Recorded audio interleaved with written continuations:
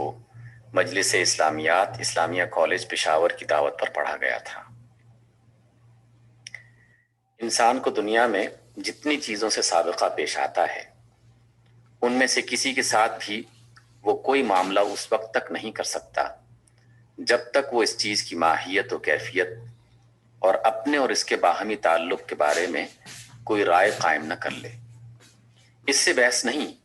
کہ وہ رائے بجائے خود صحیح ہو یا غلط، مگر بہرحال اسے ان امور کے متعلق کوئی نہ کوئی رائے قائم کرنی ضروری ہوتی ہے، اور جب تک وہ کوئی رائے قائم نہیں کر لیتا یہ فیصلہ نہیں کر سکتا کہ میں اس کے ساتھ کیا طرز عمل اور کیا رویہ اختیار کروں۔ یہ آپ کا شب و روز کا تجربہ ہے۔ آپ جب کسی شخص سے ملتے ہیں تو آپ کو یہ معلوم کرنے کی ضرورت ہوتی ہے کہ یہ شخص کون ہے، کس حیثیت، کس مرتبے، کن صفات کا آدمی ہے، اور مجھ سے اس کا تعلق کس نوعیت کا ہے۔ اس کے بغیر آپ یہ طے کر ہی نہیں سکتے کہ آپ کو اس کے ساتھ کیا برتاؤ کرنا ہے۔ اگر علم نہیں ہوتا تو بہرحال آپ کو قرائن کی بنا پر ایک قیاسی رائے ہی ان امور کے متعلق قائم کرنی پڑتی ہے، اور جو رویہ بھی آپ اس کے ساتھ اختیار کرتے ہیں اسی رائے کی بنا پر کرتے ہیں۔ جو چیزیں آپ کھاتے ہیں ان کے ساتھ آپ کا یہ معاملہ اسی وجہ سے ہے کہ آپ کے علم یا آپ کے قیاس میں وہ چیزیں غذائی ضرورت پوری کرتی ہیں۔ جن چیزوں کو آپ پھینک دیتے ہیں، جن کو آپ استعمال کرتے ہیں، جن کی آپ حفاظت کرتے ہیں، جن کی آپ تعظیم یا تحقیر کرتے ہیں، جن سے آپ ڈرتے یا محبت کرتے ہیں، ان سب کے متعلق آپ کے یہ مختلف طرز عمل بھی اس رائے پر مبنی ہوتے ہیں جو آپ نے ان چیزوں کی ذات و صفات اور اپنے ساتھ ان کے تعلق کے بارے میں قائم کی ہے۔ پھر جو رائے آپ اشیاء کے متعلق قائم کیا کرتے ہیں اس کے صحیح ہونے پر آپ کا رویہ کا صحیح ہونا اور غلط ہونے پر آپ کے رویہ کا غلط ہونا منحصر ہوتا ہے،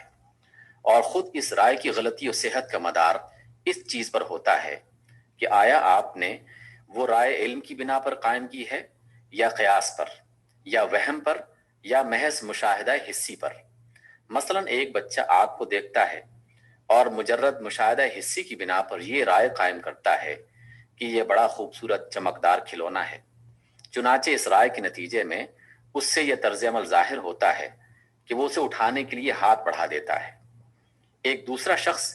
اسی آگ کو دیکھ کر وہم سے یا قیاس سے یہ رائے قائم کرتا ہے کہ اس کے اندر الوہیت ہے یا یہ الوہیت کا مظہر ہے، چنانچہ اس رائے کی بنا پر وہ فیصلہ کرتا ہے کہ اس کے ساتھ میرا رویہ یہ ہونا چاہیے کہ میں اس کے آگے سر نیاز جھکا دوں۔ ایک تیسرا شخص اسی آگ کو دیکھ کر اس کی ماہیت اور اس کی صفات کی تحقیق کرتا ہے اور علم و تحقیق کی بنا پر یہ رائے قائم کرتا ہے کہ یہ پکانے اور جلانے اور تپانے والی ایک چیز ہے، اور میرے ساتھ اس کا تعلق وہ ہے جو ایک مخدوم کے ساتھ خادم کا تعلق ہوتا ہے۔ چنانچہ اس رائے کی بنا پر آگ کو نہ کھلونا بناتا ہے نہ معبود، بلکہ اس سے حسب موقع پکانے اور جلانے اور تپانے کی خدمت لیتا ہے۔ ان مختلف رویوں میں سے بچے اور آتش پرست کے رویے جاہلیت کے رویے ہیں، کیونکہ بچے کی یہ رائے کہ آگ محض کھلونا ہے تجربہ سے غلط ثابت ہو جاتی ہے، اور آتش پرست کی یہ رائے کہ آگ خود الہ ہے یا مظہر الوہیت ہے کسی ثبوت علمی پر مبنی نہیں بلکہ محض قیاس و وہم پر مبنی ہے، بخلاف اس کے آگ سے خدمت لینے والے کا رویہ علمی رویہ ہے، کیونکہ آگ کے متعلق اس کی رائے علم پر مبنی ہے۔ زندگی کے بنیادی مسائل۔ اس مقدمہ کو ذہن نشین کرنے کے بعد اب ذرا اپنی نظر کو جزیات سے کلیات پر پھیلائیے۔ انسان اس دنیا میں اپنے آپ کو موجود پاتا ہے۔ اس کے پاس ایک جسم ہے جس میں بہت سی قوتیں بھری ہوئی ہیں۔ اس کے سامنے زمین و آسمان کی ایک عظیم الشان بساط پھیلی ہوئی ہے جس میں بے حد و حساب اشیاء ہیں، اور وہ ان اشیاء سے کام لینے کی قدرت اپنے اندر پاتا ہے۔ اس کے گرد و پیش بہت سے انسان، جانور، نباتات، جمادات وغیرہ ہیں، اور ان سب سے اس کی زندگی وابستہ ہے۔ اب کیا آپ کے نزدیک یہ بات قابل تصور ہے کہ وہ ان چیزوں کے ساتھ کوئی رویہ اختیار کر سکتا ہے کہ جب تک پہلے خود اپنے بارے میں، ان تمام موجودات کے بارے میں اور اس کے ساتھ اپنے تعلق کے بارے میں کوئی رائے قائم نہ کر لے؟ کیا وہ اپنی زندگی کے لیے کوئی راستہ اختیار کر سکتا ہے جب تک یہ طے نہ کر لے کہ میں کون ہوں، کیا ہوں، ذمہ دار ہوں یا غیر ذمہ دار، خود مختار ہوں یا ماتحت، ماتحت ہوں تو کس کا اور جواب دہ ہوں تو کس کے سامنے، میری اس دنیاوی زندگی کا کوئی معال ہے یا نہیں، اور ہے تو کیا ہے۔ اس طرح کیا وہ اپنی قوتوں کے لیے کوئی مصرف تجویز کر سکتا ہے؟ جب تک اس سوال کا فیصلہ نہ کر لے کہ یہ جسم اور جسمانی قوتیں اس کے اپنے ملک ہیں یا کسی کا عطیہ ہے، ان کا حساب کوئی لینے والا ہے یا نہیں، اور ان کے استعمال کا ضابطہ اسے خود متعین کرنا ہے یا کسی اور کو۔ اسی طرح کیا وہ اپنے گرد و پیش کی اشیاء کے متعلق کوئی طرز عمل اختیار کر سکتا ہے جب تک اس امر کا تعین نہ کر لے کہ ان اشیاء کا مالک وہ خود ہے یا کوئی اور، ان پر اس کے اختیارات محدود ہیں یا غیر محدود، اور محدود ہیں تو حدود مقرر کرنے والا کون ہے۔ اسی طرح کیا وہ آپس میں اپنے اپنائے نوع کے برتاؤ کی کوئی شکل متعین کر سکتا ہے جب تک اس معاملے میں کوئی رائے قائم نہ کر لے کہ انسانیت کس چیز سے عبارت ہے، انسان اور انسان کے درمیان فرق و امتیاز کی بنیاد کیا ہے، اور دوستی و دشمنی، اتفاق و اختلاف، تعاون اور عدم تعاون کی اساس کن امور پر ہے۔ اسی طرح کیا وہ بحیثیت مجموعی اس دنیا کے ساتھ کوئی رویہ اختیار کر سکتا ہے جب تک اس معاملہ میں کسی نتیجے پر نہ پہنچے کہ یہ نظام کائنات کس قسم کا ہے اور اس میں میری حیثیت کیا ہے۔ جو مقدمہ میں پہلے بیان کر چکا ہوں، اس کی بنا پر بلا تأمل یہ کہا جا سکتا ہے کہ ان تمام امور کے متعلق ایک نہ ایک رائے قائم کیے بغیر کوئی رویہ اختیار کرنا غیر ممکن ہے۔ فی الواقع ہر انسان جو دنیا میں زندگی بسر کر رہا ہے، ان سوالات کے متعلق شعوری طور پر یا غیر شعوری طور پر کوئی نہ کوئی رائے ضرور رکھتا ہے اور رکھنے پر مجبور ہے، کیونکہ وہ اس رائے کے بغیر کوئی قدم اٹھا ہی نہیں سکتا۔ یہ ضروری نہیں کہ ہر شخص نے ان سوالات پر فلسفیانہ غور کیا ہو اور واضح طور پر تنقیحات قائم کر کے ایک ایک سوال کا فیصلہ کیا ہو۔ نہیں، بہت سے آدمیوں کے ذہن میں ان سوالات کی سرے سے کوئی متعین صورت ہی نہیں، نہ وہ کبھی ان پر بالارادہ سوچتے ہیں، مگر باوجود اس کے کہ ہر آدمی اجمالی طور پر ان سوالات کے متعلق منفی یا مثبت پہلو میں ایک رائے پر لازماً پہنچ جاتا ہے، اور زندگی میں اس کا رویہ جو بھی ہوتا ہے لازمی طور پر اس رائے کے مطابق ہوتا ہے۔ یہ بات جس طرح اشخاص کے معاملے میں صحیح ہے، اسی طرح جماعتوں کے معاملے میں بھی صحیح ہے، چونکہ یہ سوالات انسانی زندگی کے بنیادی سوالات ہیں۔ اس لیے کسی نظام تمدن و تہذیب اور کسی ہیئت اجتماعی کے لیے کوئی لائحہ عمل بن ہی نہیں سکتا جب تک کہ ان سوالات کا کوئی جواب متعین نہ کر لیا جائے، اور ان کا جواب جو بھی متعین کیا جائے گا اسی کے لحاظ سے اخلاق کا ایک نظریہ قائم ہوگا، اسی کی نوعیت کے مطابق زندگی کے مختلف شعبوں کی تشکیل ہوگی، اور فی الجملہ پورا تمدن ویسا ہی رنگ اختیار کرے گا جیسا اس جواب کا مقتضا ہوگا۔ در حقیقت اس معاملے میں کوئی تخالف ممکن ہی نہیں ہے، خواہ ایک شخص کا رویہ ہو یا ایک سوسائٹی کا۔ بہرحال یہ ٹھیک وہی نوعیت اختیار کرے گا جو ان سوالات کے جوابات کی نوعیت ہوگی، حتیٰ کہ اگر آپ چاہیں تو ایک شخص یا ایک جماعت کے رویے کا تجزیہ کر کے بآسانی یہ معلوم کر سکتے ہیں کہ اس رویے کے تہ میں زندگی کے ان بنیادی سوالات کا کون سا جواب کام کر رہا ہے، کیونکہ یہ بات قطعی محال ہے کہ کسی شخصی یا اجتماعی رویے کی نوعیت کچھ ہو اور ان سوالات کے جواب کی نوعیت کچھ اور ہو۔ اختلاف زبانی دعوے اور واقعی رویے کے درمیان تو ضرور ہو سکتا ہے، لیکن ان سوالات کا جو جواب در حقیقت نفس کے اندر متمکن ہے، اس کی نوعیت میں ہرگز کوئی اختلاف نہیں ہو سکتا۔ اچھا، اب ہمیں ایک قدم اور آگے بڑھنا چاہیے۔ زندگی کے یہ بنیادی مسائل ہیں جن کے متعلق آپ نے ابھی سنا کہ ان کا کوئی حل اپنے ذہن میں متعین کیے بغیر آدمی دنیا میں ایک قدم نہیں چل سکتا۔ اپنی حقیقت کے اعتبار سے یہ سب امور غیب سے تعلق رکھتے ہیں، ان کا کوئی جواب افق پر لکھا ہوا نہیں کہ ہر انسان دنیا میں آتے ہی ان کو پڑھ لے، اور ان کا کوئی جواب ایسا بدیہی نہیں کہ ہر انسان کو خود بخود معلوم ہو جائے۔ اسی وجہ سے ان کا کوئی ایک حل نہیں ہے جس پر سارے انسان متفق ہوں، بلکہ ان کے بارے میں ہمیشہ انسانوں کے درمیان اختلاف رہا ہے، اور ہمیشہ مختلف انسان مختلف طریقوں سے ان کو حل کرتے رہے ہیں۔ اب سوال یہ ہے کہ ان کو حل کرنے کی کیا کیا صورتیں ممکن ہیں، کیا کیا صورتیں دنیا میں اختیار کی گئی ہیں، اور ان مختلف صورتوں سے جو حل نکلتے ہیں وہ کس قسم کے ہیں؟ ان کے حل کی ایک صورت یہ ہے کہ آدمی اپنے حواس پر اعتماد کرے اور حواس سے جیسا کچھ محسوس ہوتا ہے اسی کی بنا پر ان امور کے متعلق ایک رائے قائم کر لے۔ دوسری صورت یہ ہے کہ مشاہدہ حسی کے ساتھ وہم و قیاس کو ملا کر ایک نتیجہ اخذ کیا جائے۔ تیسری صورت یہ ہے کہ پیغمبروں نے حقیقت کا براہ راست علم رکھنے کا دعویٰ کرتے ہوئے ان مسائل کا جو حل بیان کیا ہے اس کو قبول کر لیا جائے۔ دنیا میں اب تک ان مسائل کے حل کی یہی 3 صورتیں اختیار کی گئی ہیں،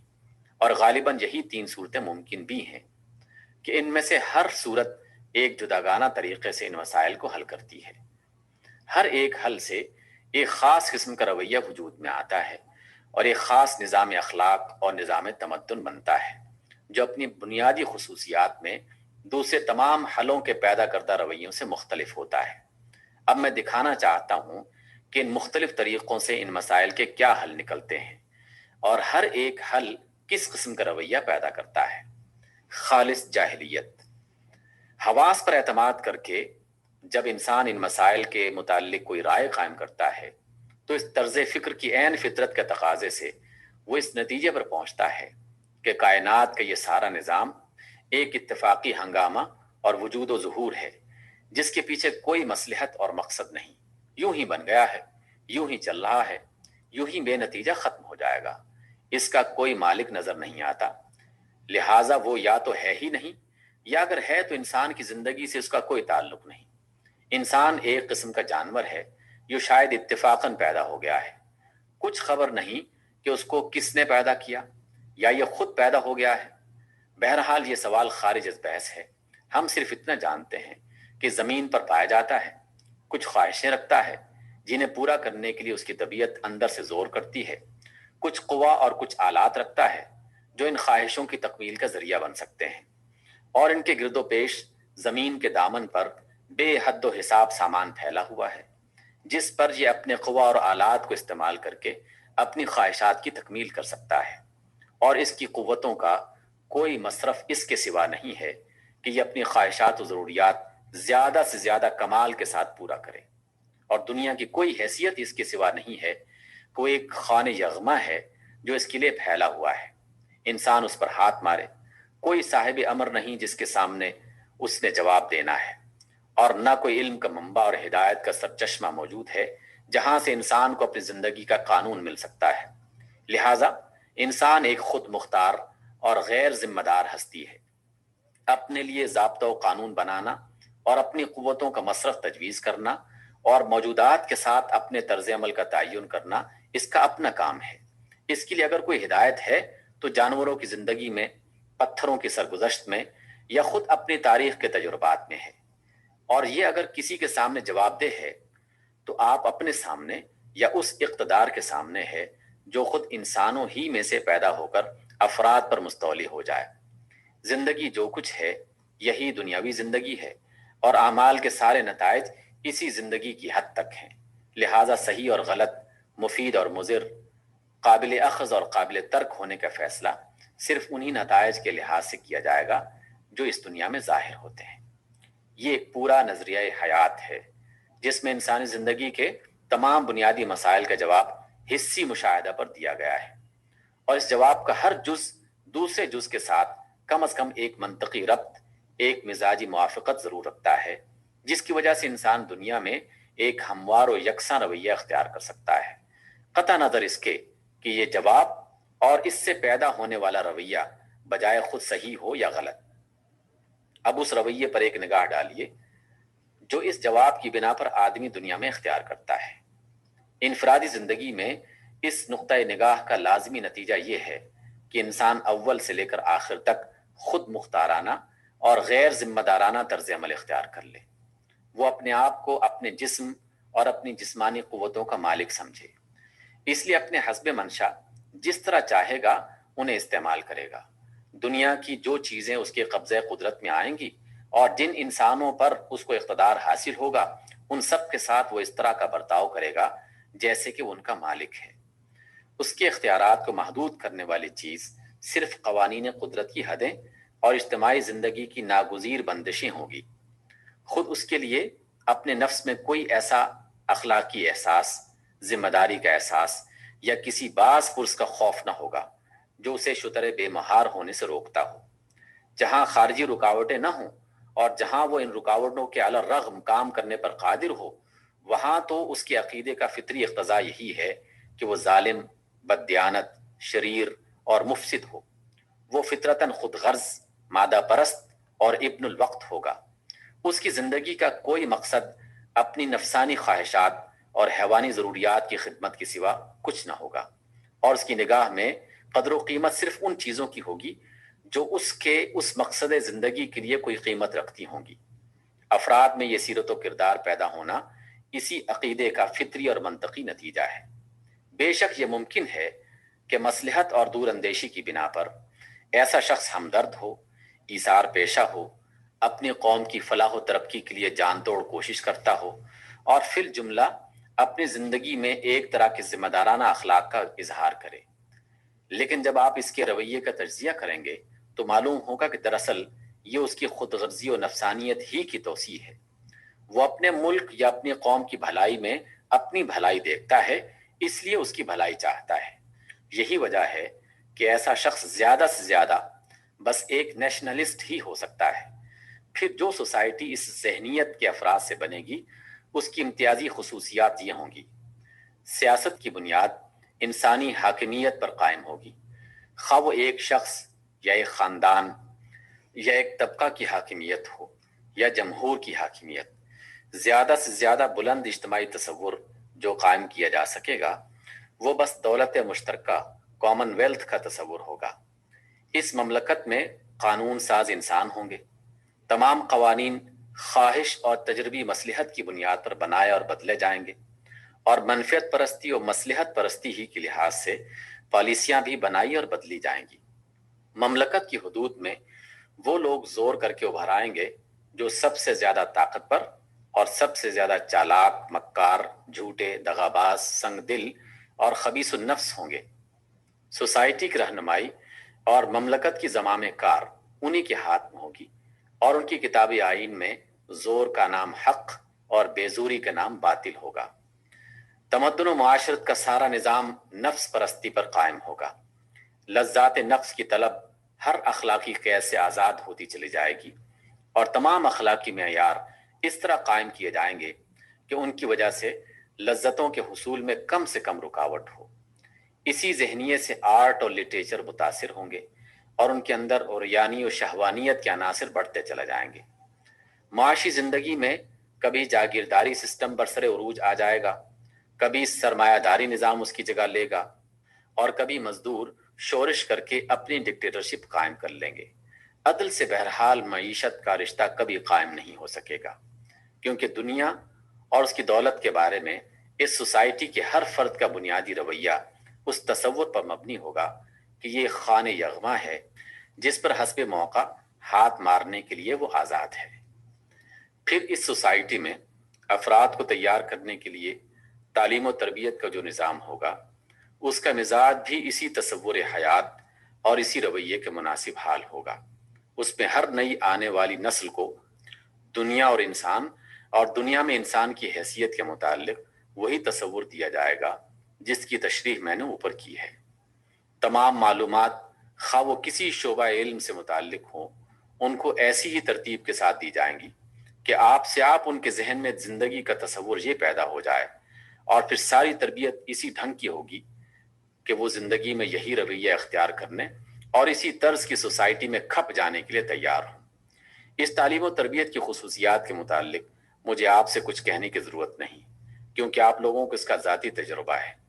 جن درسگاہوں میں آپ تعلیم پا رہے ہیں وہ سب اسی نظریے پر قائم کی گئی ہیں، اگرچہ ان کا نام اسلامیہ کالج اور مسلم یونیورسٹی وغیرہ ہیں۔ یہ رویہ جس کی تشریح میں نے ابھی آپ کے سامنے کی ہے، خالص جاہلیت کا رویہ ہے۔ اس کی نوعیت وہی ہے جو اس بچے کے رویے کی نوعیت ہے جو محض حسی مشاہدے پر اعتماد کر کے آگ کو ایک خوبصورت کھلونا سمجھتا ہے۔ فرق صرف یہ ہے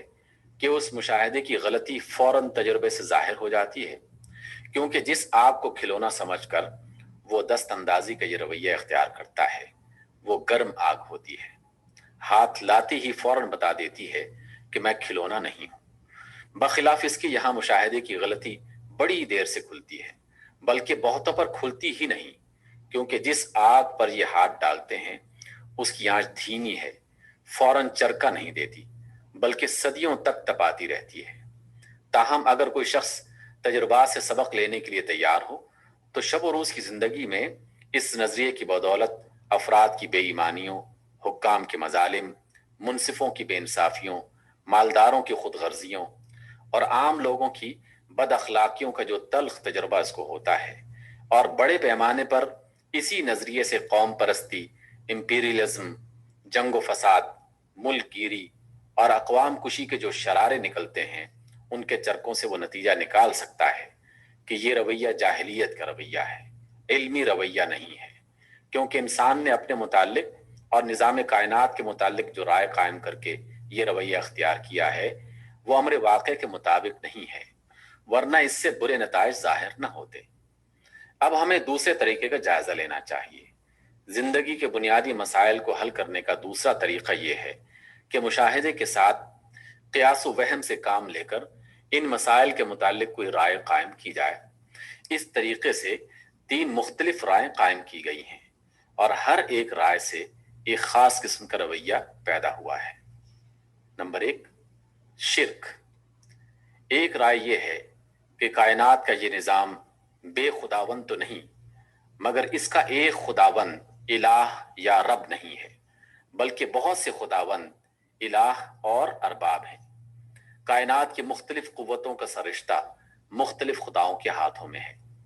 اور انسان کی سعادت و شقاوت، کامیابی و ناکامی، نفع و نقصان بہت سی ہستیوں کی مہربانی پر منحصر ہے۔ یہ رائے جن لوگوں نے اختیار کی ہے انہوں نے پھر اپنے وہم و قیاس سے لے کر یہ تعین کرنے کی کوشش کی ہے کہ خدائی کی طاقتیں کہاں کہاں اور کس کس کے ہاتھ میں ہیں، اور جن جن چیزوں پر بھی ان کی نگاہ جا کر ٹھہری انہی کو خدا مان لیا ہے۔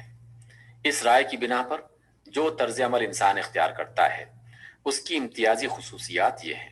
اولاً، اس سے آدمی کی پوری زندگی اوہام کی آماجگاہ بن جاتی ہے۔ وہ کسی علمی ثبوت کے بغیر مجرد اپنے وہم و خیال سے بہت سی چیزوں کے متعلق یہ رائے قائم کرتا ہے کہ وہ فوق الفطری طریقوں سے اس کی قسمت پر اچھا یا برا اثر ڈالتی ہیں۔ اس لیے وہ اچھے اثرات کی موہوم امید اور برے اثرات کے موہوم خوف میں مبتلا ہو کر اپنی بہت سی قوتیں لا حاصل طریقے سے ضائع کر دیتا ہے۔ کہیں کسی قبر سے امید لگاتا ہے کہ یہ میرا کام کر دے گی، کہیں کسی بت پر بھروسہ کرتا ہے کہ وہ میری قسمت بنا دے گا، کہیں کسی اور خیالی کارساز کو خوش کرنے کے لیے دوڑتا پھرتا ہے، کہیں کسی برے شگون سے دل شکستہ ہو جاتا ہے، کہیں کسی اچھے شگون سے توقعات کی خیالی قلعے بنا لیتا ہے۔ یہ ساری چیزیں اس کے خیالات اور اس کی کوششوں کو فطری تدابیر سے ہٹا کر ایک بالکل غیر فطری راستے پر ڈال دیتی ہیں۔ ثانیاً، اس رائے کی وجہ سے پوجا پاٹ، نظر و نیاز اور دوسری رسموں کا ایک لمبا چوڑا دستور العمل بنتا ہے، جس میں الجھ کر آدمی کی صحیح و عمل کا ایک بڑا حصہ بے نتیجہ مشغولیتوں میں صرف ہو جاتا ہے۔ ثالثاً، جو لوگ اس مشرکانہ وہم پرستی میں مبتلا ہوتے ہیں ان کو بیوقوف بنا کر اپنے جال میں پھانس لینے کا چالاک آدمیوں کو خوب موقع مل جاتا ہے۔ کوئی بادشاہ بن بیٹھتا ہے اور سورج، چاند اور دوسرے دیوتاؤں سے اپنا نسب ملا کر لوگوں کو یقین دلاتا ہے کہ ہم بھی خداؤں میں سے ہیں اور تم ہمارے بندے ہو۔ کوئی پروہت یا مجاور بن بیٹھتا ہے اور کہتا ہے کہ تمہارا نفع نقصان جن سے وابستہ ہے ان سے ہمارا تعلق ہے اور تم ہمارے ہی واسطے سے ان تک پہنچ سکتے ہو۔ کوئی پنڈت اور پیر بن جاتا ہے اور تعویذ گنڈوں اور منتروں اور عملیات کا ڈھونگ رچا کر لوگوں کو یقین دلاتا ہے کہ ہماری یہ چیزیں فوق الفطری طریقے سے تمہاری حاجتیں پوری کریں گی۔ پھر ان سب چالاک لوگوں کی نسلیں مستقل خاندانوں اور طبقوں کی صورت اختیار کر لیتی ہیں، جن کے حقوق، امتیازات اور اثرات امتداد زمانہ کے ساتھ ساتھ بڑھتے اور گہری بنیادوں پر جمتے چلے جاتے ہیں۔ اس طرح اس عقیدے کی بدولت عام انسانوں کی گردنوں پر شاہی خاندانوں، مذہبی عہدیداروں اور روحانی پیشواؤں کی خدائی کا جوا مسلط ہو جاتا ہے، اور یہ بناوٹی خدا ان کو اس طرح اپنا خادم بناتے ہیں کہ گویا وہ ان کے لیے دودھ دینے اور سواری اور بار برداری کی خدمت انجام دینے والے جانور ہیں۔ رابعاً، یہ نظریہ نہ تو علوم و فنون، فلسفہ و ادب اور تمدن و سیاست کے لیے کوئی مستقل بنیاد فراہم کرتا ہے، اور نہ ان خیالی خداؤں سے انسانوں کو کسی قسم کی ہدایت ہی ملتی ہے کہ وہ اس کی پابندی کرے۔ ان خداؤں سے تو انسان کا تعلق صرف اس حد تک محدود رہتا ہے کہ یہ ان کی مہربانی و اعانت حاصل کرنے کے لیے بس عبودیت کے چند مراسم ادا کر دے۔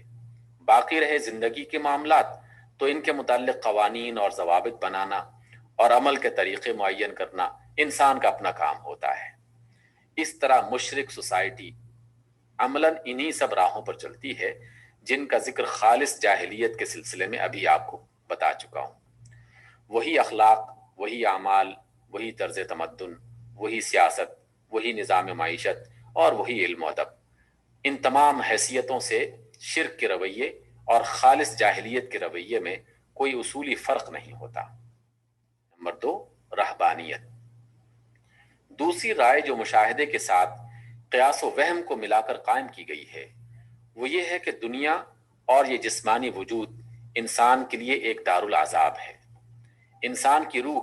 ایک سزا یافتہ قیدی کی حیثیت سے اس قفس میں بند کی گئی ہے۔ لذات و خواہشات اور تمام وہ ضروریات جو اس تعلق کی وجہ سے انسان کو لاحق ہوتی ہیں، اصل میں یہ اس قید خانہ کے طوق و سلاسل ہیں۔ انسان جتنا اس دنیا میں اور اس کی چیزوں سے تعلق رکھے گا اتنا ہی زنجیروں میں پھنستا چلا جائے گا اور مزید عذاب کا مستحق ہوگا۔ نجات کی صورت اس کی سوا کوئی نہیں کہ زندگی کے سارے بکھیڑوں سے قطع تعلق کیا جائے، خواہشات کو مٹایا جائے، لذات سے کنارہ کشی اختیار کی جائے، جسمانی ضروریات اور نفس کے مطالبوں کو پورا کرنے سے انکار کیا جائے، ان تمام محبتوں کو دل سے نکال دیا جائے جو گوشت و خون کے تعلق سے پیدا ہوتی ہیں، اور اپنے اس دشمن یعنی نفس و جسم کو مجاہدوں اور ریاضتوں سے اتنی تکلیفیں دی جائیں کہ روح پر اس کا تسلط قائم نہ رہ سکے۔ اس طرح روح ہلکی اور پاک صاف ہو جائے گی اور نجات کے بلند مقام پر اڑنے کی طاقت حاصل کر لے گی۔ اس رائے سے جو رویہ پیدا ہوتا ہے اس کی خصوصیات یہ ہیں۔ اولاً، اس سے انسان کے تمام رجحانات اجتماعیت سے انفرادیت کی طرف اور تمدن سے وحشت کی طرف پھر جاتے ہیں۔ وہ دنیا اور اس کی زندگی سے منہ موڑ کر کھڑا ہو جاتا ہے، ذمہ داریوں سے بھاگتا ہے۔ اس کی ساری زندگی عدم تعاون اور ترک موالات کی زندگی بن جاتی ہے، اور اس کے اخلاق زیادہ تر سلبی، نیگیٹو نوعیت کے ہو جاتے ہیں۔ ثانیاً، اس رائے کی بدولت نیک لوگ دنیا کے کاروبار سے ہٹ کر اپنی نجات کی فکر میں گوشہائے عزلت کی طرف چلے جاتے ہیں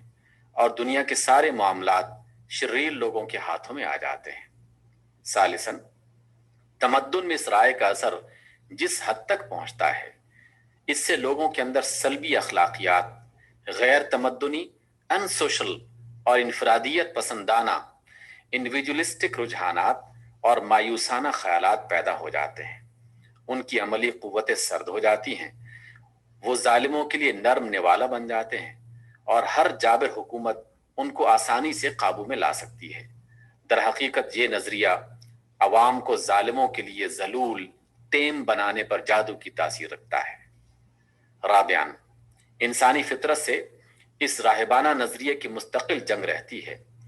اور اکثر یہ اس سے شکست کھا جاتا ہے۔ پھر جب یہ شکست کھاتا ہے تو اپنی کمزوری کو چھپانے کے لیے اسے ہیلوں کے دامن میں پناہ لینی پڑتی ہے۔ اسی وجہ سے کہیں کفارہ کا عقیدہ ایجاد ہوتا ہے، کہیں عشق مجازی کا ڈھونگ رچایا جاتا ہے، اور کہیں ترک دنیا کے پردے میں وہ دنیا پرستی کی جاتی ہے جس کے آگے دنیا پرست بھی شرما جائے۔ نمبر 3، ہمہ-اوست۔ تیسری رائے جو مشاہدے اور قیاس کی آمیزش سے پیدا ہوتی ہے یہ ہے کہ انسان اور کائنات کی تمام چیزیں بجائے خود غیر حقیقی ہیں، ان کا کوئی مستقل وجود نہیں ہے۔ دراصل ایک وجود نے ان ساری چیزوں کو خود اپنے ظہور کا واسطہ بنایا ہے اور وہی ان سب کے اندر کام کر رہا ہے۔ تفصیلات میں اس نظریے کی بے شمار صورتیں ہیں، مگر ان ساری تفصیلات کے اندر قدر مشترک یہی ایک خیال ہے کہ تمام موجودات ایک ہی وجود کا ظہور خارجی ہیں۔ اور دراصل موجود وہی ہے، باقی کچھ نہیں۔ اس نظریے کی بنا پر انسان جو رویہ اختیار کرتا ہے وہ یہ ہے کہ اسے خود اپنے ہونے ہی میں شک ہو جاتا ہے۔ کو جا کے وہ کوئی کام کرے، وہ اپنے آپ کو ایک کٹ پتلی سمجھتا ہے جسے کوئی اور نچا رہا ہے یا جس کے اندر کوئی اور ناچ رہا ہے۔ وہ اپنے تخیلات کے نشے میں گم ہو جاتا ہے۔ اس کے لیے نہ کوئی مقصد زندگی ہوتا ہے اور نہ کوئی راہ عمل۔ وہ خیال کرتا ہے کہ میں خود تو کچھ ہوں ہی نہیں، نہ میرے کرنے کا کوئی کام ہے، نہ میرے کیے سے کچھ ہو سکتا ہے۔ اصل میں تو وہ وجود کلی جو مجھ میں اور تمام کائنات میں سرایت کیے ہوئے ہے اور جو ازل سے ابد تک چلا جا رہا ہے، سارے کام اسی کے لیے ہیں اور وہی سب کچھ کرتا ہے۔ وہ اگر مکمل ہے تو میں بھی مکمل ہوں، پھر کوشش کس چیز کے لیے؟ اور اگر وہ اپنی تکمیل کے لیے کوشاں ہے تو جس عالمگیر حرکت کے ساتھ وہ کمال کی طرف جا رہا ہے، اسی کی لپیٹ میں ایک جز کی حیثیت سے میں بھی آپ سے آپ چلا جاؤں گا۔ میں ایک جز ہوں، مجھے کیا خبر کہ کل کدھر جا رہا ہے اور کدھر جانا چاہتا ہے۔ اس طرز خیال کے عملی نتائج قریب قریب وہی ہیں جو ابھی میں نے راہبانہ نظریے کے سلسلے میں بیان کیے ہیں، بلکہ بعض حالات میں اس رائے کو اختیار کرنے والے کا طرز عمل ان لوگوں کے رویے سے ملتا جلتا ہے جو خالص جاہلیت کے نظریے اختیار کیے ہوئے ہیں، کیونکہ یہ اپنی خواہشات کے ہاتھ میں اپنی باغیں دے دیتا ہے اور پھر جدھر خواہشات لے جاتی ہیں اس طرف یہ سمجھتے ہوئے بے تکلف چلا جاتا ہے کہ جانے والا وجود کلی ہے، نہ کہ میں۔ پہلے نظریے کی طرح یہ تینوں نظریے بھی جاہلیت کے نظریے ہیں، اور اس بنا پر جو رویے ان سے پیدا ہوتے ہیں وہ بھی جاہلیت ہی کے رویے ہیں، اس لیے کہ اول تو ان میں سے کوئی نظریہ بھی کسی علمی ثبوت پر مبنی نہیں ہے، بلکہ محض خیالی اور قیاسی بنیادوں پر مختلف رائیں قائم کر لی گئی ہیں۔ دوسرے، ان کا واقع کے خلاف ہونا تجربے سے ثابت ہوتا ہے۔ اگر ان میں کوئی رائے بھی امر واقع کے مطابق ہوتی تو اس کے مطابق عمل کرنے سے برے نتائج تجربے میں نہ آتے۔ جب آپ دیکھتے ہیں کہ ایک چیز کو جہاں کہیں انسان نے کھایا اس کے پیٹ میں درد ضرور ہوا، تو اس تجربے سے آپ یہ نتیجہ نکال سکتے ہیں کہ فی الواقع معدے کی ساخت اور اس کی طبیعت سے یہ چیز مطابقت نہیں رکھتی۔ بالکل اسی طرح جب یہ حقیقت ہے کہ شرک، رہبانیت اور وجودیت کے نظریے اختیار کرنے سے انسان کو بحیثیت مجموعی نقصان ہی پہنچا، تو یہ بھی اس امر کا ثبوت ہے کہ ان میں سے کوئی نظریہ بھی واقعہ اور حقیقت کے مطابق نہیں ہے۔ اسلام۔ اب ہمیں تیسری صورت کو لینا چاہیے جو زندگی کے ان بنیادی مسائل کے متعلق رائے قائم کرنے کی آخری صورت ہے، اور وہ یہ ہے کہ پیغمبروں نے ان مسائل کا جو حل پیش کیا ہے اسے قبول کیا جائے۔ اس طریقہ کی مثال بالکل ایسی ہے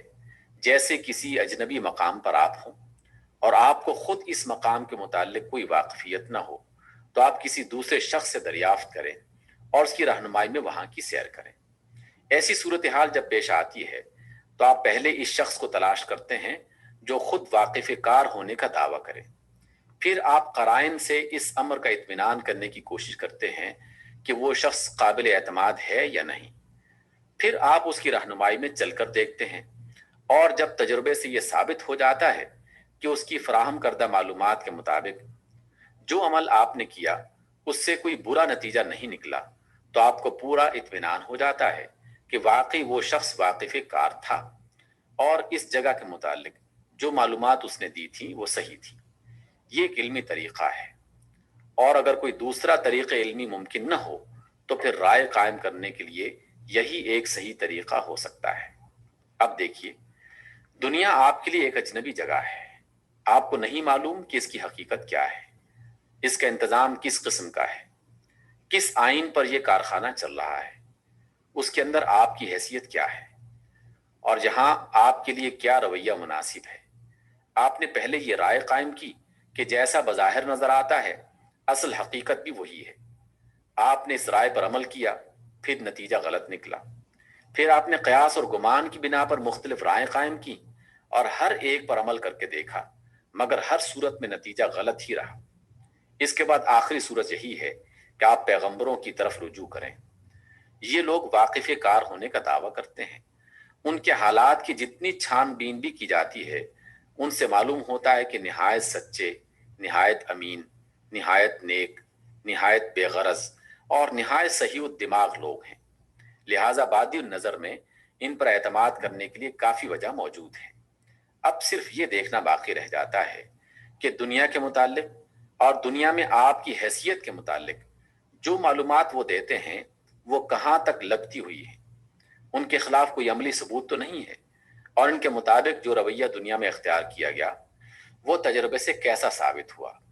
اگر تحقیق سے ان تینوں باتوں کا جواب بھی اطمینان بخش نکلے تو ان کی رہنمائی پر ایمان لے آنا چاہیے اور زندگی میں وہی رویہ اختیار کرنا چاہیے جو اس نظریے کے مطابق ہو۔ جیسا کہ میں نے عرض کیا کہ پچھلی جاہلیت کا طریقوں کے مقابلے میں یہ طریقہ علمی طریقہ ہے، اور اگر اس علم کے آگے آدمی سر تسلیم خم کر دے، اگر خود سری اور خود رائی کو چھوڑ کر اس علم کا اتباع کرے اور اپنے رویے کو انہی حدود کا پابند کر دے جو اس علم نے قائم کی ہیں،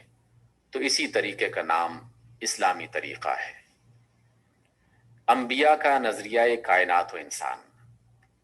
پیغمبر کہتے ہیں یہ سارا عالم ہست و بود جو انسان کے گرد و پیش پھیلا ہوا ہے اور جس کا ایک جز انسان بھی ہے، کوئی اتفاقی ہنگامہ نہیں بلکہ ایک منظم باضابطہ سلطنت ہے۔ اللہ نے اس کو بنایا ہے، وہی اس کا مالک ہے اور وہی اس کا اکیلا حاکم ہے۔ یہ ایک کلی نظام، ٹوٹیلیٹیرین سسٹم ہے جس میں تمام اختیارات مرکزی اقتدار کے ہاتھ پہ ہیں۔ اس مقتدر اعلیٰ کے سوا یہاں کسی کا حکم نہیں چلتا۔ تمام قوتیں جو نظام عالم میں کام کر رہی ہیں اسی کے زیر حکم ہیں، اور کسی کی مجال نہیں ہے کہ اس کے حکم سے سرتابی کر سکے یا اس کے اذن کے بغیر اپنے اختیار سے کوئی حرکت کرے۔ اس ہمہ گیر سسٹم کے اندر کسی کی خود مختاری اور غیر ذمہ داری کے لیے کوئی جگہ نہیں، نہ فطرتاً ہو سکتی ہے۔ انسان یہاں پیدائشی رعیت، بورن سبجیکٹ ہے۔ رعیت ہونا اس کی مرضی پر موقوف نہیں ہے، بلکہ یہ رعیت ہی پیدا ہوا ہے، اور رعیت کے سوا کچھ اور ہونا اس کے امکان میں نہیں ہے۔ لہٰذا یہ خود اپنے لیے طریق زندگی وضع کرنے اور اپنی ڈیوٹی آپ تجویز کر لینے کا حق نہیں رکھتا۔ یہ کسی چیز کا مالک نہیں ہے کہ اپنے ملک میں تصرف کرنے کا ضابطہ خود بنائے۔ اس کا جسم اور اس کی ساری قوتیں اللہ کی ملک اور اس کا عطیہ ہیں، لہٰذا یہ ان کو خود اپنے منشا کے مطابق استعمال کرنے کا حقدار نہیں ہے،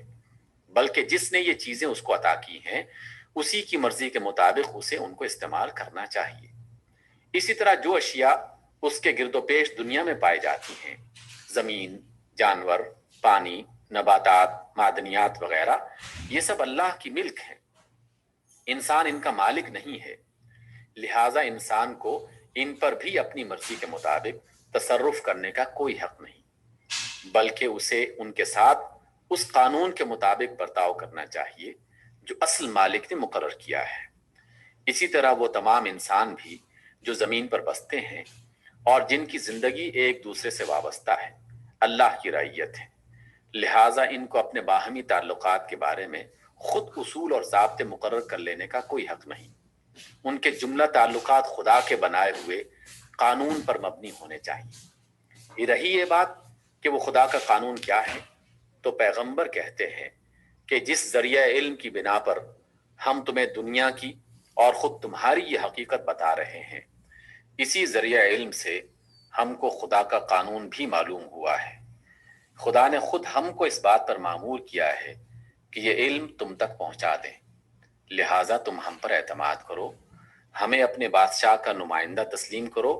اور ہم سے اس کا مستند قانون لے لو۔ پھر پیغمبر ہم سے کہتے ہیں کہ یہ جو تم بظاہر دیکھتے ہو کہ سلطنت عالم کا سارا کاروبار ایک نظم کے ساتھ چل رہا ہے، مگر نہ خود سلطان نظر آتا ہے، نہ اس کے کار پرداز کام کرتے دکھائی دیتے ہیں، اور یہ جو تم ایک طرح کی خود مختاری اپنے اندر محسوس کرتے ہو کہ جس طرح چاہو کام کرو، مالکانہ روش بھی اختیار کر سکتے ہو، ہر صورت میں تم کو رزق ملتا ہے، وسائل کار بہم پہنچتے ہیں اور بغاوت کی سزا فوراً نہیں دی جاتی، یہ سب دراصل تمہاری آزمائش کے لیے ہے۔ چونکہ تم کو عقل، قوت استنباط اور قوت انتخاب دی گئی ہے، اس لیے مالک نے اپنے آپ کو اور اپنے نظام سلطنت کو تمہاری نظروں سے اوجھل کر دیا ہے۔ وہ تمہیں آزمانا چاہتا ہے کہ تم اپنی قوتوں سے کس طرح کام لیتے ہو۔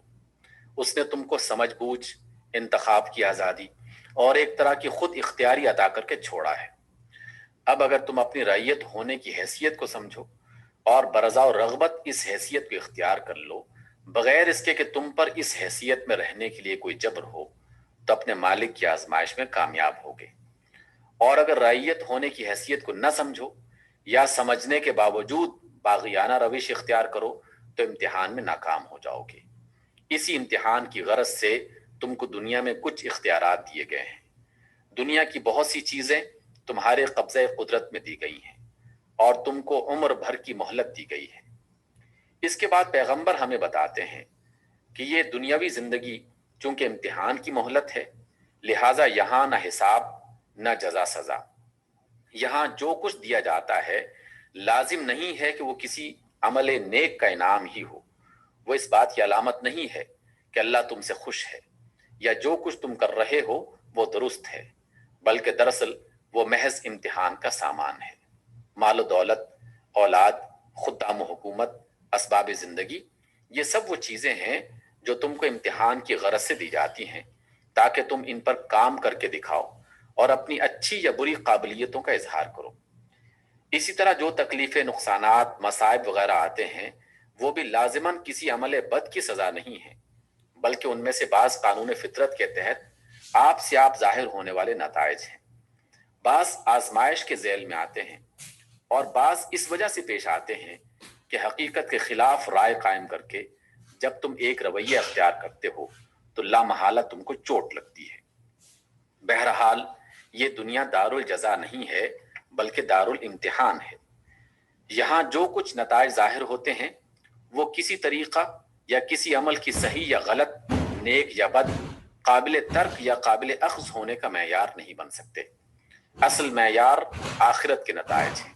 مہلت کی زندگی ختم ہونے کے بعد ایک دوسری زندگی ہے جس میں تمہارے پورے کارنامے کو جانچ کر فیصلہ کیا جائے گا کہ تم امتحان میں کامیاب ہوئے یا ناکام۔ اور وہاں جس چیز پر کامیابی و ناکامی کا انحصار ہے وہ یہ ہے کہ اولاً تم نے اپنی قوت نظر و استدلال کے صحیح استعمال سے اللہ تعالیٰ کے حاکم حقیقی ہونے اور اس کی طرف سے آئی ہوئی تعلیم و ہدایت کے من جانب اللہ ہونے کو پہچانا یا نہیں، اور ثانیاً اس حقیقت سے واقف ہونے کے بعد آزادی انتخاب رکھنے کے باوجود تم نے اپنی رضا و رغبت سے اللہ کی حاکمیت اور اس کے حکم شرعی کے سامنے سر تسلیم خم کیا یا نہیں۔ نظریہ اسلامی کی تنقید۔ دنیا اور انسان کے متعلق یہ نظریہ جو پیغمبروں نے پیش کیا ایک مکمل نظریہ ہے۔ اس کے تمام اجزاء میں ایک منطقی ربط ہے،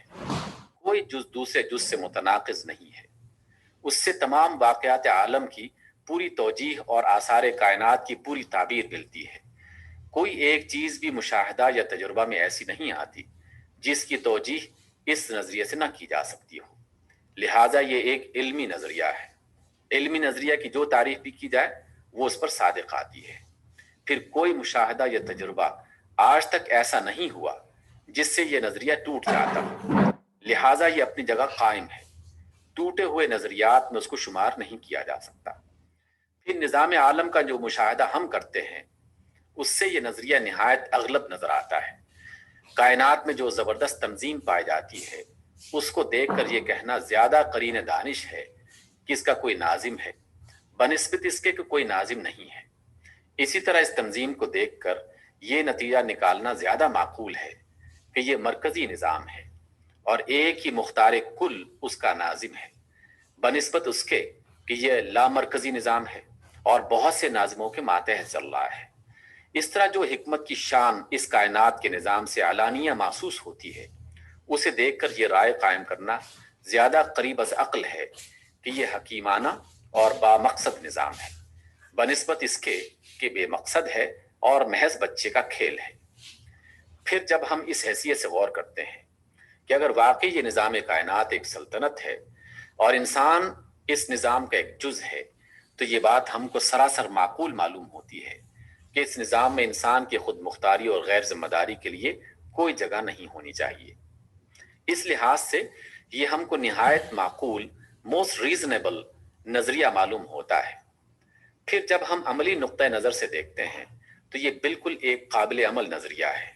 زندگی کی ایک پوری اسکیم ہمارے تمام تفصیلات کے ساتھ اس نظریے پر مبنی ہے، فلسفہ اور اخلاق کے لیے، علوم و فنون کے لیے، صلح اور جنگ اور بین الاقوامی تعلقات کے لیے، غرض زندگی کے ہر پہلو اور ہر ضرورت کے لیے یہ ایک مستقل بنیاد فراہم کرتا ہے، اور کسی شعبہ زندگی میں بھی انسان کو اپنا رویہ متعین کرنے کے لیے اس نظریے سے باہر جانے کی ضرورت پیش نہیں آتی۔ اب ہمیں صرف یہ دیکھنا باقی رہ گیا ہے کہ اس نظریے سے دنیا کی زندگی میں کس قسم کا رویہ بنتا ہے اور اس کے نتائج کیا ہیں۔ انفرادی زندگی میں یہ نظریہ دوسرے جاہلی نظریات کے برعکس ایک نہایت ذمہ دارانہ اور نہایت منضبط رویہ، ڈسپلن پیدا کرتا ہے۔ اس نظریے پر ایمان لانے کے معنی یہ ہیں کہ آدمی اپنے جسم اور اس کی طاقتوں اور دنیا اور اس کی چیزوں کو بھی اپنے ملک سمجھ کر خود مختارانہ استعمال نہ کرے، بلکہ خدا کی ملک سمجھ کر صرف اس کے قانون کی پابندی میں استعمال کرے۔ ہر چیز کو جو اسے حاصل ہے خدا کی امانت سمجھے، اور یہ سمجھتے ہوئے اس میں تصرف کرے کہ مجھے اس امانت کا پورا حساب دینا ہے، اور حساب بھی اس کو دینا ہے کہ جس کی نظر سے میرا کوئی فعل بلکہ کوئی دل میں چھپا ہوا ارادہ تک پوشیدہ نہیں ہے۔ ظاہر ہے کہ ایسا شخص ہر حال میں ایک ضابطے کا پابند ہوگا۔ وہ خواہشات کی بندگی میں کبھی شتر بے مہار نہیں بن سکتا، وہ ظالم اور خائن نہیں ہو سکتا،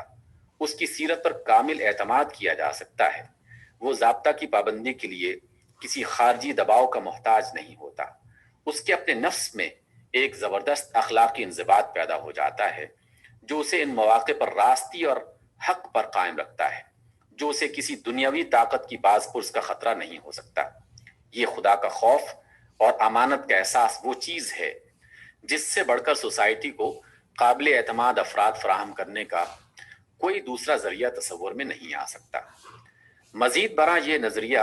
آدمی کو نہ صرف سعی و جہد کا آدمی بناتا ہے، بلکہ اس کی سعی و جہد کو خود غرضی، نفس پرستی یا قوم پرستی کے بجائے حق پرستی اور بلند تر اخلاقی مقاصد کی راہ میں لگا دیتا ہے۔ جو شخص اپنے متعلق یہ رائے رکھتا ہو کہ میں دنیا میں بیکار نہیں آیا ہوں، بلکہ خدا نے مجھے کام کے لیے یہاں بھیجا ہے، اور میری زندگی اپنے لیے یا اپنے دوسرے متعلقین کے لیے نہیں بلکہ اس کام کے لیے ہے جس میں خدا کی رضا ہے، اور میں یوں ہی چھوڑا نہ جاؤں گا بلکہ مجھ سے پورا حساب لیا جائے گا، میں نے اپنے وقت کا اور اپنی قوتوں کا کتنا اور کس طرح استعمال کیا، ایسے شخص سے زیادہ کوشش کرنے والا اور نتیجہ خیز اور صحیح کوشش کرنے والا آدمی اور کوئی نہیں ہو سکتا۔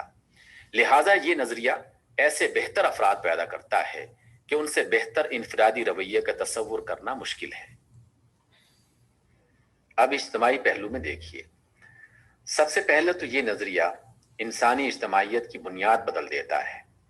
اس نظریہ کی روح سے تمام انسان خدا کی رعیت ہے۔ رعیت ہونے کی حیثیت سے سب کے حقوق یکساں، سب کی حیثیت یکساں اور سب کے لیے مواقع یکساں۔ کسی شخص، کسی خاندان، کسی طبقہ، کسی قوم، کسی نسل کے لیے دوسرے انسانوں پر کسی قسم کی برتری اور فوقیت ہے نہ امتیازی حقوق۔ اس طرح انسان پر انسان کی حاکمیت اور فضیلت کی جڑ کٹ جاتی ہے، اور تمام خرابیاں یکلخت دور ہو جاتی ہیں جو بادشاہی، جاگیرداری، برہمنیت اور پاپائیت اور آمریت سے پیدا ہوتی ہے۔ پھر یہ چیز قبیلے، قوم، نسل، وطن اور رنگ کے تعصبات کا بھی خاتمہ کر دیتی ہے، جن کی بدولت دنیا میں سب سے زیادہ خون ریزیاں ہوئی ہیں۔ اس نظریے کی روح سے تمام روئے زمین خدا کی ملک ہے، تمام انسان آدم کی اولاد اور خدا کے بندے ہیں، اور فضیلت کی بنیاد نسل و نسب، مال و دولت یا رنگ کی سفیدی و سرخی پر نہیں بلکہ اخلاق کی پاکیزگی اور خدا کے خوف پر ہے۔ جو سب سے زیادہ خدا سے ڈرنے والا اور اصلاح و تقوی پر عمل کرنے والا ہے وہی سب سے افضل ہے۔ اسی طرح انسان اور انسان کے درمیان اجتماعی ربط و تعلق یا فرق و امتیاز کی بنیاد بھی इस नजरिए में कुल्लियतन तब्दील कर दी गई है। इंसान ने अपनी इजाज़त से जिन चीज़ों को इज्तिमा व इफ्तिराक की बिना ठहराया है वो इंसानियत को बेशुमार हिस्सों में तकसीम करती हैं और इन हिस्सों के दरमियान नाकाबिल अबूर दीवारें खड़ी कर देती हैं,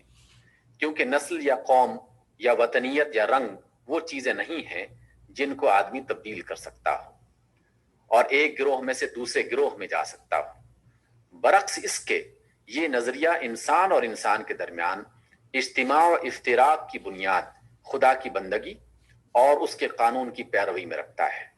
जो लोग मखलूकात की बंदगी छोड़कर खुदा की बंदगी इख्तियार कर लें और खुदा के कानून को अपनी जिंदगी का वाहिद कानून तस्लीम कर लें, वो सब एक जमात हैं, और जो ऐसा न करें वो दूसरी जमात।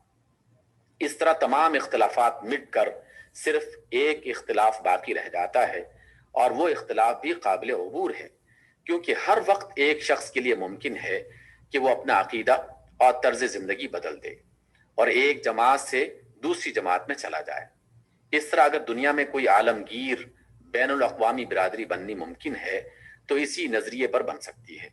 दूसरे तमाम नजरियात इंसानियत को फाड़ने वाले हैं, जमा करने वाले नहीं। इन तमाम इस्लाहात के बाद जो सोसाइटी इस नजरिए पर बनती है उसकी जहनियत, स्पिरिट और इज्तिमाई तामीर बिल्कुल बदली हुई होती है। इसमें स्टेट इंसान की हाकिमियत पर नहीं बल्कि खुदा की हाकिमियत पर बनता है।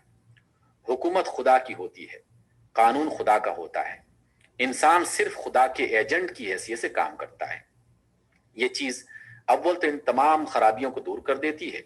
जो इंसान पर इंसान की हुकूमत और इंसान की कानून साजी से पैदा होती है। फिर एक अजीमुशान फर्क जो इस नजरिए पर स्टेट बनने से वाक़ हो जाता है वो ये है कि स्टेट के पूरे निज़ाम में इबादत और तकवा की स्पिरिट फैल जाती है। राई और राइयत दोनों ये समझते हैं कि हम खुदा की हुकूमत में हैं और हमारा मामला बराह रास्त उस खुदा से है जो आलिमुल गैब व शहादा है। टैक्स देने वाला ये समझकर टैक्स देता है कि वो खुदा को टैक्स दे रहा है,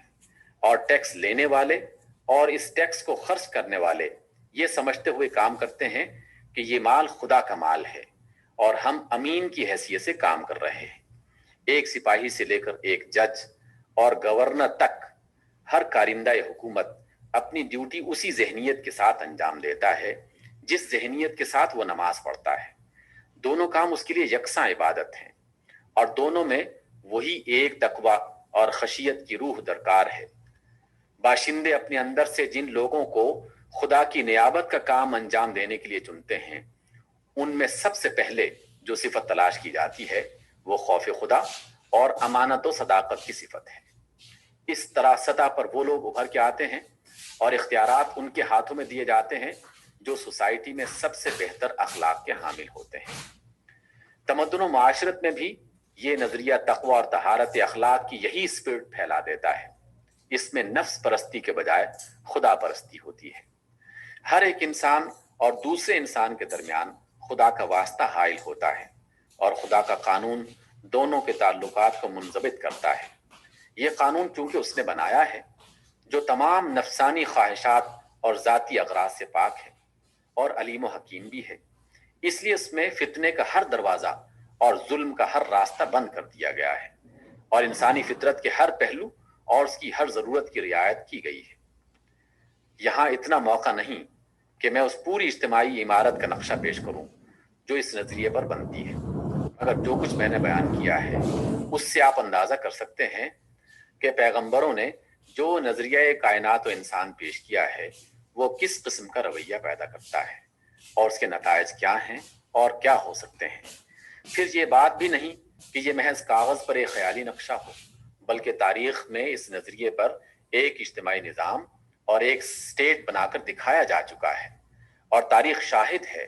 कि जैसे अफराद इस नजरिए पर तैयार किए गए थे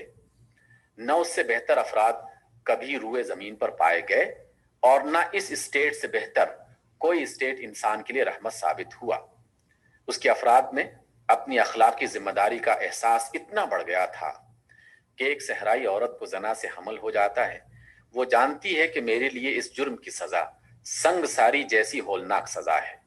مگر وہ خود چل کر آتی ہے اور درخواست کرتی ہے کہ اس پر سزا نافذ کی جائے۔ اس سے کہا جاتا ہے کہ وضع حمل کے بعد آئی ہو، اور بغیر کسی مچلکہ و ضمانت کے اسے چھوڑ دیا جاتا ہے۔ وضع حمل کے بعد وہ پھر صحرا سے آتی ہے اور سزا دیے جانے کی درخواست کرتی ہے۔ اس سے کہا جاتا ہے کہ بچے کو دودھ پلا، اور جب دودھ پلانے کی مدت ختم ہو جائے تب آ جانا۔ پھر وہ صحرا کی طرف واپس چلی جاتی ہے اور کوئی پولیس کی نگرانی اس پر نہیں ہوتی۔ رضاعت کی مدت ختم ہونے کے بعد وہ پھر آ کر التجا کرتی ہے کہ اب اسے سزا دے کر اس گناہ سے پاک کر دیا جائے جو اس سے سرزد ہو چکا۔ چنانچہ اسے سنسار کر دیا جاتا ہے، اور جب وہ مر جاتی ہے تو اس کے لیے دعائے رحمت کی جاتی ہے۔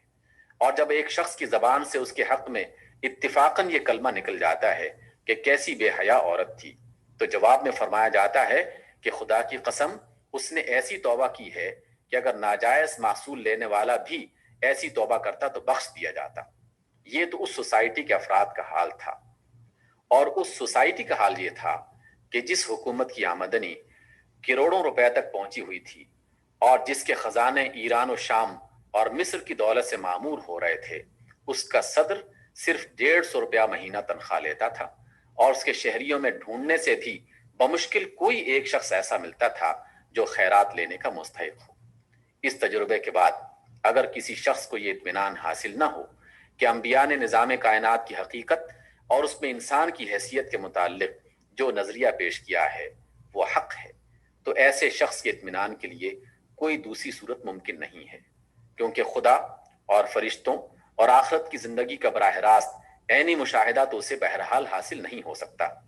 جہاں مشاہدہ ممکن نہ ہو وہاں تجربے سے بڑھ کر صحت کا کوئی دوسرا معیار نہیں ہے۔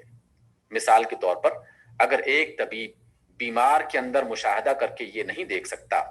کہ فی الواقع سسٹم میں کیا خرابی پیدا ہو گئی ہے، تو مختلف دوائیں دے کر دیکھتا ہے، اور جو دوا اس اندھیری کوٹڑی میں ٹھیک نشانے پر جا کے بیٹھتی ہے،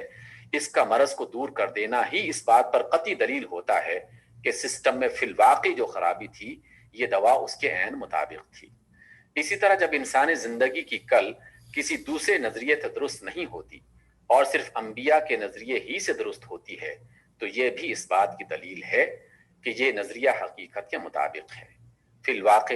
یہ کائنات اللہ کی سلطنت ہے، اور واقعی اس زندگی کے بعد ایک زندگی ہے جس میں انسان کو اپنے کارنامہ حیات دنیاوی کا حساب دینا ہے۔